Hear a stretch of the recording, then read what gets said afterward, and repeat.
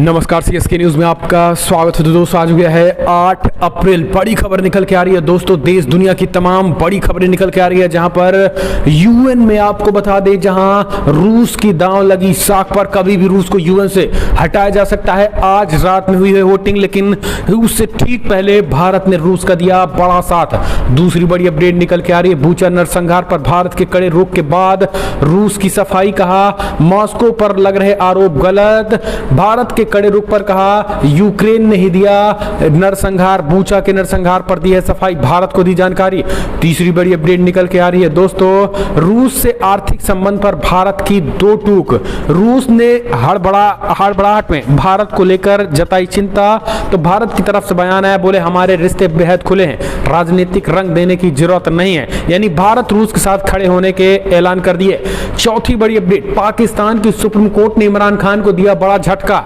Deputy speaker ने गलत तरीके से खारिज किया अविश्वास प्रस्ताव, यह टिप्पणी की है। यानी सुप्रीम कोर्ट, बड़ा फैसला, इमरान खान हो सकता है गिरफ्तार, जा सकती है पूरी तरीके से कुर्सी, यानी चुनाव नहीं होने वाला है। यह बड़ी खबर वो हम आपको बताएंगे, अभी निर्णय नहीं हुआ है। इसके साथ ही दोस्तों, पाकिस्तान और भारत बॉर्डर पर फिर से दिखा पाकि ड्रोन, यानी जाते जाते इमरान खान की एक तरीके से हरकत देखिए। बीएसएफ की फायरिंग के बाद वापस पाकिस्तान का जो ड्रोन वो तबाह हुआ है सीमा पे, वो हम आपको बताएंगे।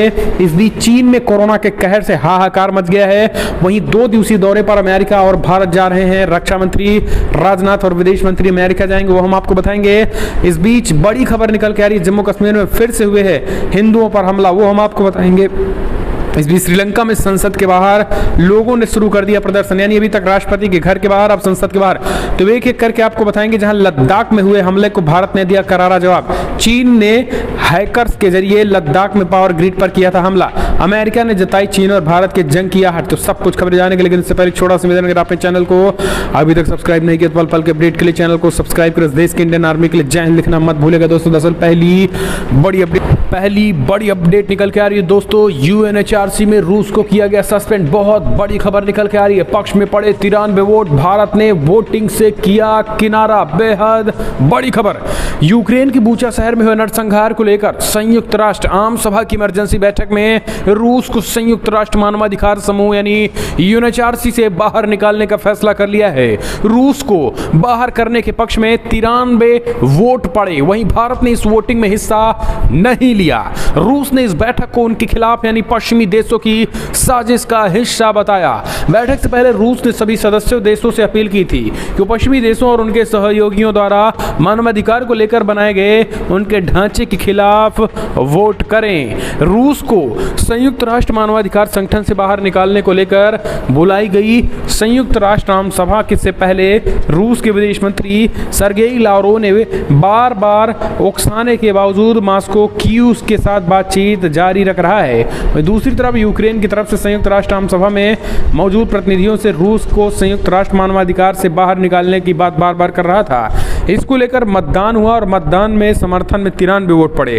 हालांकि भारत ने न तो पक्ष में था न तो विपक्ष में था, भारत इस वोटिंग से ही किनारा कर लिया था। लेकिन आपको बता दें, किनारा करने के बावजूद भी वो रूस के खिलाफ ही गया है, और यही कारण है कि वो कहीं ना कहीं एक तरीके से भारत इसमें चतुराई से बचता तो दिखा, लेकिन यूएनएचआरसी में आखिरकार रशिया सस्पेंड हो गया। यानी अब यूएनएचआरसी का जो सदस्य देश था रूस, अब वो नहीं रहेगा बूचा में हुए नरसंहार के बाद।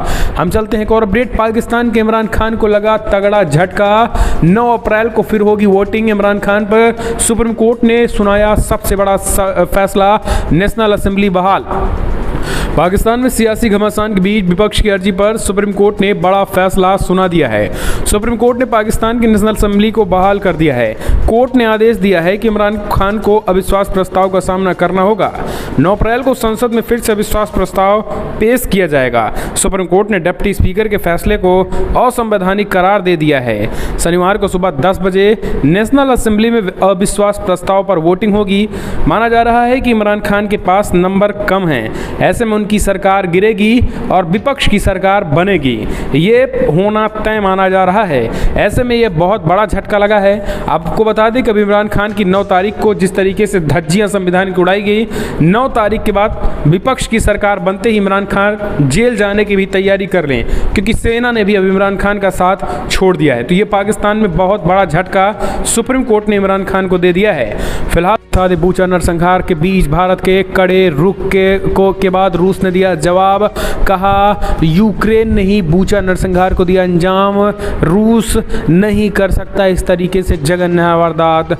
यूक्रेन के बूचा शहर में हुए नरसंहार को लेकर चौतरफा हमले झेल रहे रूस ने डिफेंसिव मोड में आ गए हैं। और आपको बता दें कि अब डिफेंसिव मोड में आते ही उसने कई बड़े ताबड़तोड़ ऐलान कर दिए हैं। आते ही उसने घटना की निंदा की है। भारत में रूस के राजदूत दूतावास के बाहर जारी कर रहा है। बूचा नरसंहार ने दूसरे विश्व युद्ध के दौरान नाजी हिंसा की भयानक यादों को ताज़ा कर दिया। हालांकि भारत ने इसको कड़े रुख में रूस को भी फटकार लगाई। इसके साथ यूएन में उन्होंने इस पर जांच के आदेश मांगे।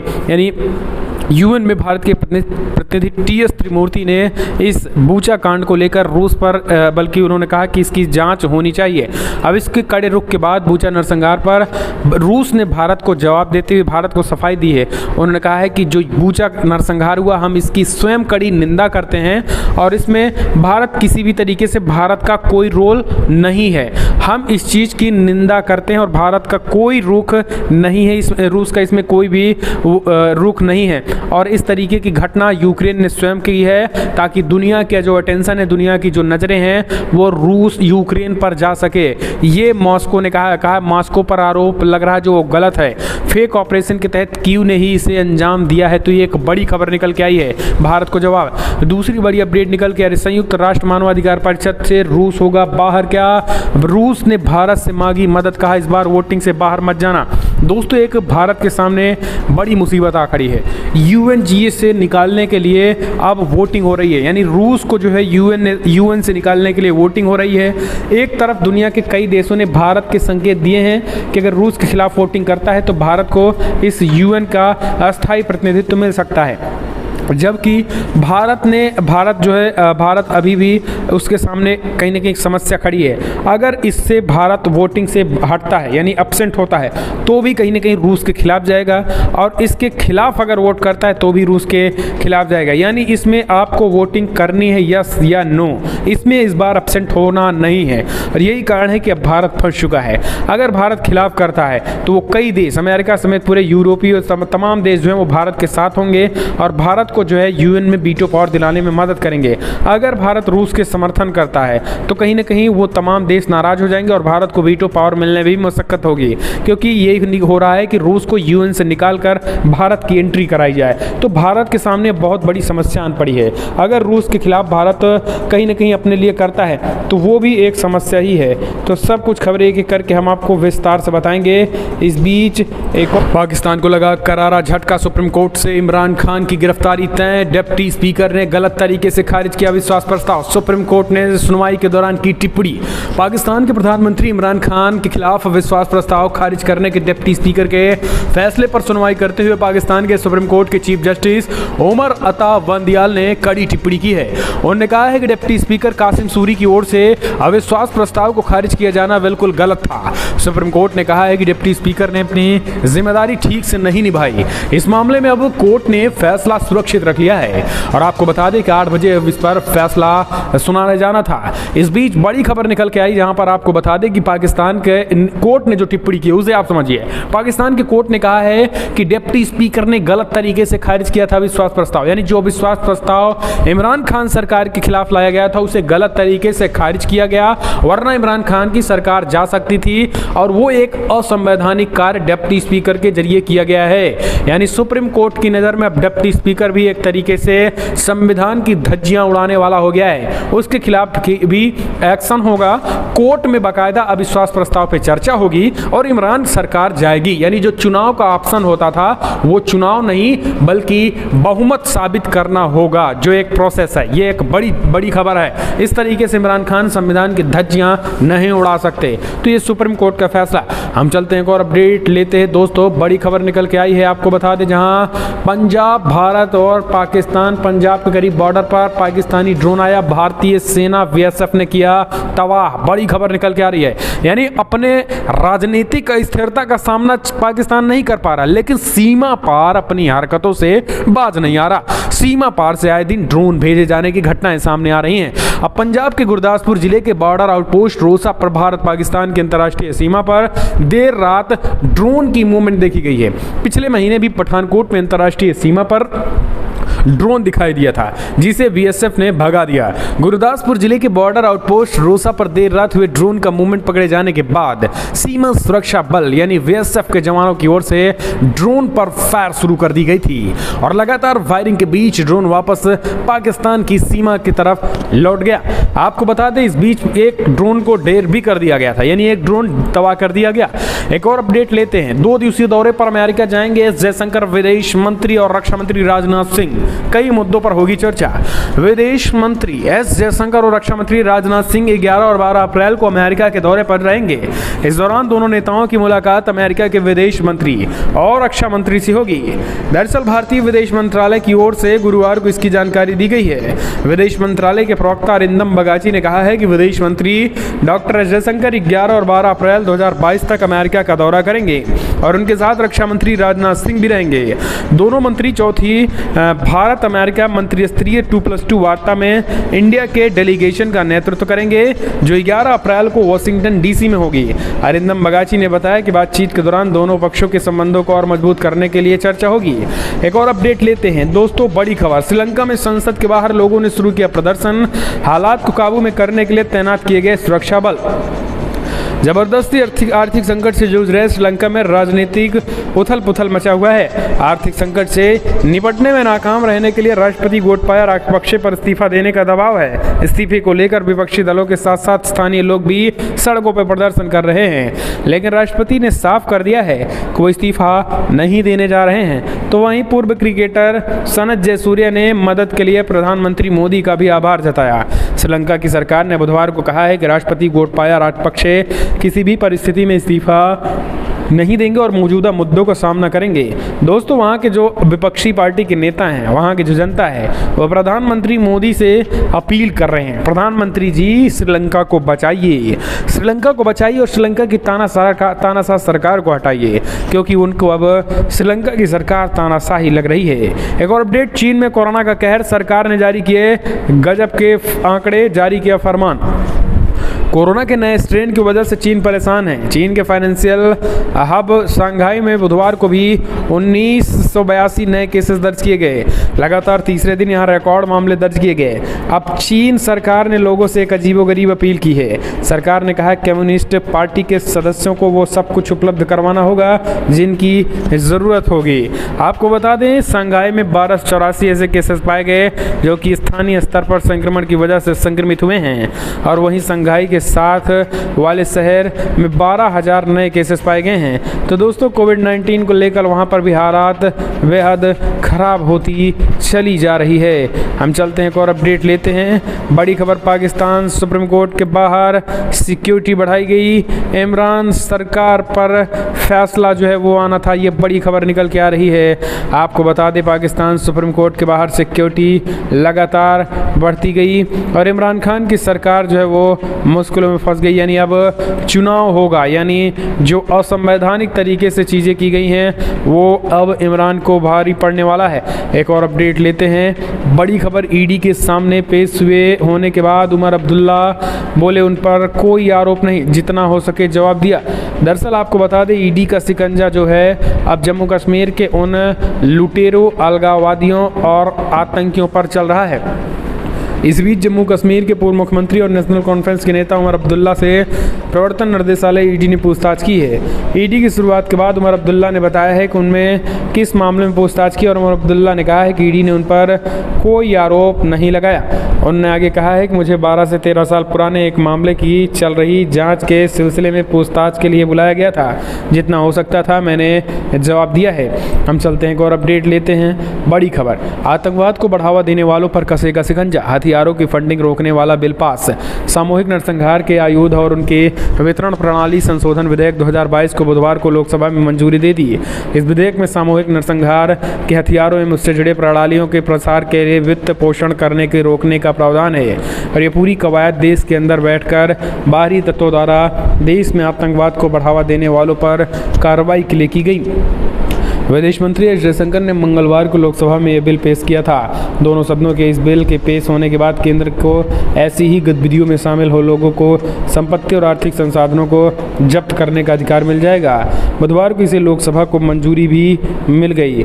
लोकसभा में विदेश मंत्री एस जयशंकर ने बताया कि पिछले कुछ दिनों में सामूहिक विनाश के हथियारों का प्रसार और अंतर्राष्ट्रीय संगठनों द्वारा इनका वितरण काफ़ी बढ़ गया, इसीलिए इन पर शिकंजा कसने की ज़रूरत है। हम चलते हैं और अपडेट लेते हैं। बड़ी खबर निकल के आ रही है जहां पर अमेरिका ने पुतिन की 2 बेटियों पर लगाया प्रतिबंध। बाइडेन बोले चुकानी होगी कीमत। रूस यूक्रेन युद्ध जंग के बीच 40 दिनों से भी ज़्यादा जारी है। बूचा की घटनाओं ने पश्चिमी देशों समेत एक बार फिर से रूस के खिलाफ मुखर हो गए हैं। ताज़ा घटनाक्रम के बाद अमेरिका ने रूसी राष्ट्रपति व्लादिमीर पुतिन की 2 बेटियों पर आर्थिक प्रतिबंध लगा दिए हैं। वहीं आपको बता दें व्हाइट हाउस ने पुतिन की दोनों बेटियों की लेन देन और उनके पूरे के पूरे बैंकिंग सिस्टम पर जो है वो रोक लगा दी है। यानी हम कह सकते हैं कि अब अमेरिका में ना तो वो रह पाएंगी, ना तो घर चला पाएंगे और ना ही बैंकिंग सिस्टम से कुछ पैसे निकाल पाएंगी। इनके एंट्री पर ही पूरी तरीके से रोक लगा दी गई है, जो कि एक बहुत बड़ा झटका है, क्योंकि अमेरिका हो, तमाम देशों में, अमेरिका हो या ब्रिटेन हो, इंग्लैंड हो, लंदन हो, यहीं पर जो है कहीं ना कहीं ये रूस के जो रूस हो या तमाम देशों के जो बड़े बड़े लोग हैं वो इन्हीं देशों को ज़्यादा प्रेफर करते हैं। लेकिन अब रूस को ये बड़ा झटका लग रहा है।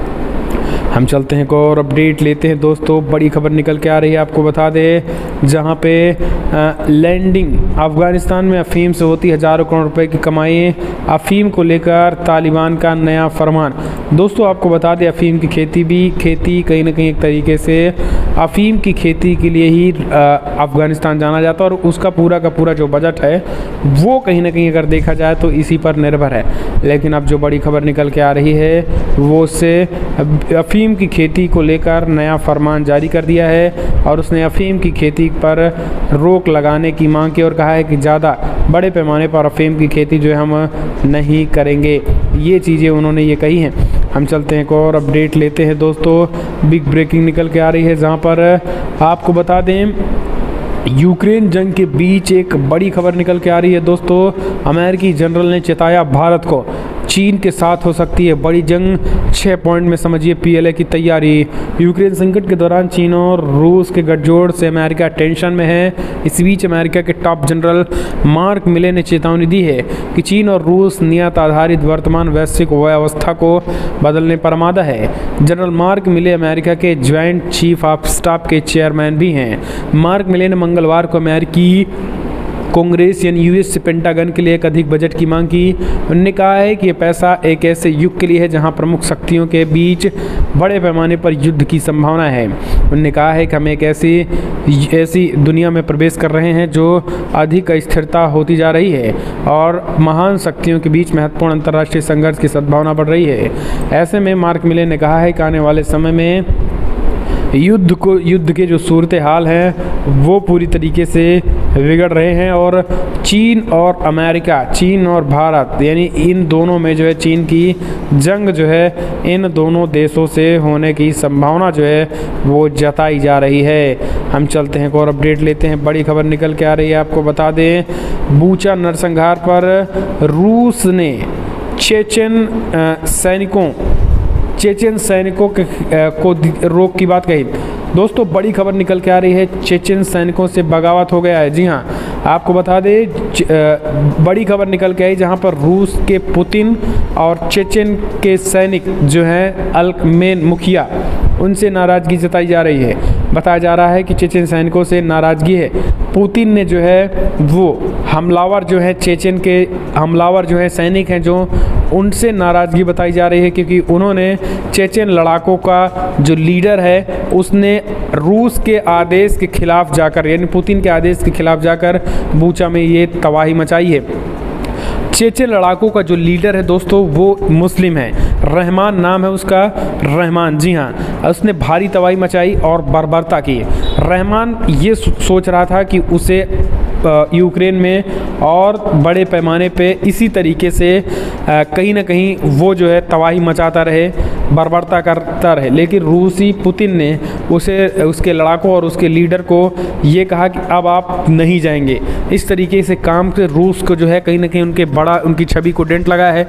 यही कारण है कि पुतिन ने जो चेचन सैनिक है, एक अलग सैनिक है रूस के, उसका जो कमांडर है रहमान, वो जो है उसको पुतिन ने रोक दिया है। जिसके बाद पुतिन के सामने अब रहमान आ गया है। रहमान जो है उसने कहा है कि हम इतनी जल्दी रुकने वाले नहीं हैं। रमजान नाम है चेचन सैनिकों का जो कमांडर है। तो चेचन सैनिक के कमांडर रमजान और पुतिन जो है वो आमने सामने नाराज़गी बताई जा रही है। एक और अपडेट ले लेते हैं दोस्तों, बड़ी खबर निकल के आ रही है। सेना कमांडर ने की मोदी सरकार की तारीफ, 370 हटाना मजबूत और निर्णायक नेतृत्व का नतीजा बताया। सेना के एक कमांडर ने मोदी सरकार की तारीफ करते हुए कहा है कि जम्मू कश्मीर को लेकर कुछ समय से किए गए फैसले मजबूत नेतृत्व को दर्शा रहा है।